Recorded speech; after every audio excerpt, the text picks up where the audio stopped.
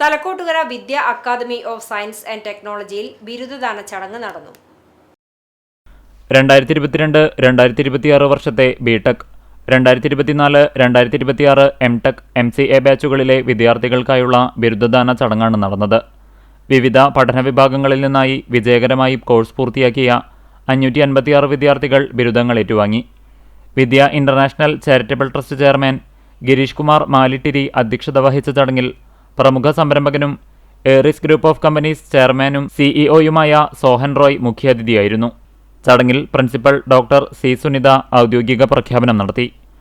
VICT vice chairman KK Thilakan, VICT executive director Suresh Lal, academic director doctor PR Shalij, administration director advocate PN Unnirajan IPS, PK Ashokan, Prathapachandran Nair, EG Ashokan, Paul Chackola, VK Surendran, PC Girish Kumar, Sudhan Karayil എന്നിവർ certificate വിതരണം നിർവഹിച്ചു.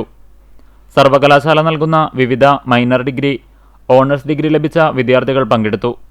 സംസ്ഥാന സർക്കാരിൻ്റെ additional skill acquisition പ്രോഗ്രാമായി ധാരണാപത്രം ഒപ്പുവെച്ചിരിക്കുന്ന കോളേജിൽ പഠനകാലത്തുതന്നെ ജോലിക്കൊപ്പം ഉന്നത വിദ്യാഭ്യാസത്തിനുള്ള അവസരങ്ങളും ഈ ബാച്ചിലെ വിദ്യാർത്ഥികൾ സ്വായത്തമാക്കി.